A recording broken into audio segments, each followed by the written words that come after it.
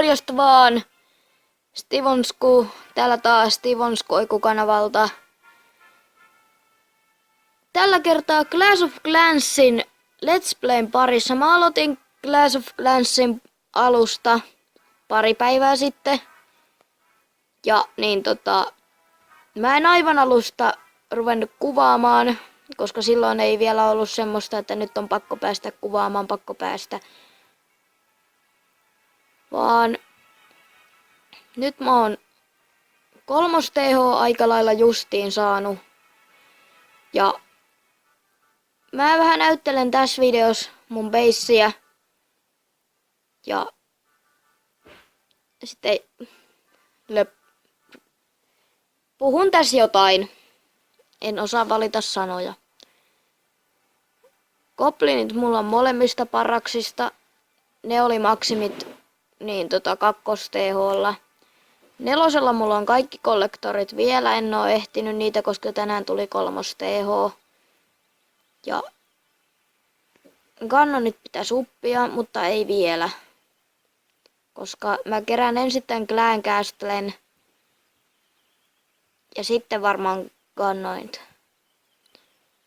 Ja sitten Archer Tower siinä jossain vaiheessa.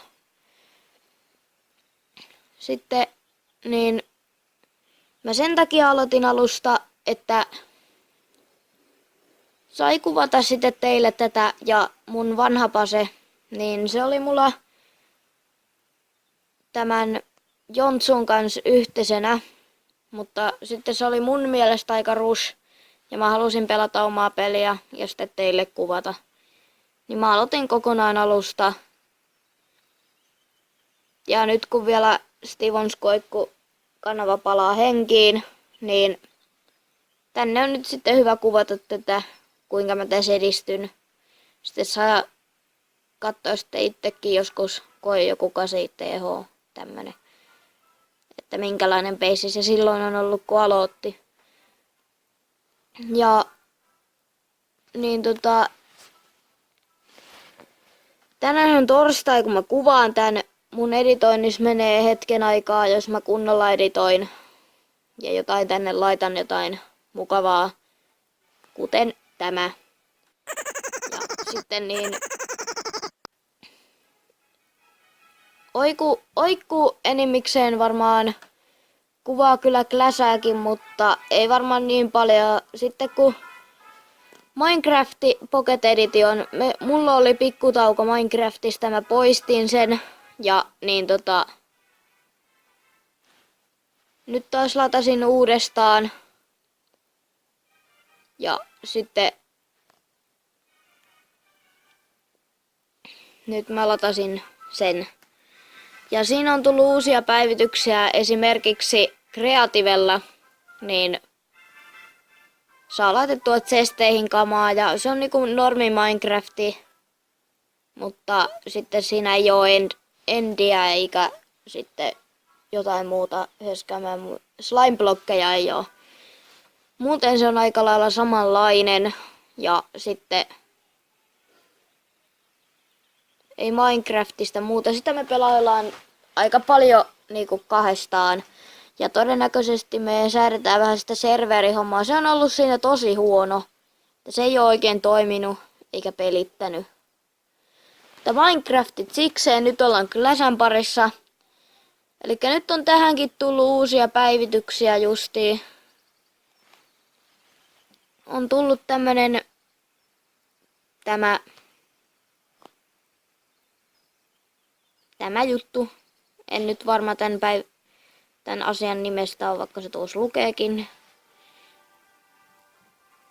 Tää on aika kätsy, että saa aina rahaa, jos itselle hyökätään niin vähän takaisin. Juu. Nyt 3 TH:lla mä kehitän tän maksimille. Täällä ei oo muuta kuin nämä kehitettävää. Ei oo se paljon. Ja aidat saa mun mielestä jo 3. Ja pommit saa vasta opettua 5 TH:lla, että sinne on matkaa. Nääkin on mun hyvä kehittää 3. Saa enemmän tilaa. sitten hyökkäyksiin, vaikka mä en ole vielä kertaakaan niin multiplayerissa hyökännyt. Mä oon vaan hyökännyt tänne. Muuten mä en oikein tarvinnutkaan niinku hyökkäyksen apuna rahaa. Mulla ei tässä semmonen hirmu kiire ole ollut, että hitaasti on edennyt. Tai no hitaasti 2 päivässä, niin TH2 maksaa nyt heti 3. Että jollekin se on paljon, jollekin se on tosi vähän. Mulle se on keskiverto. Ja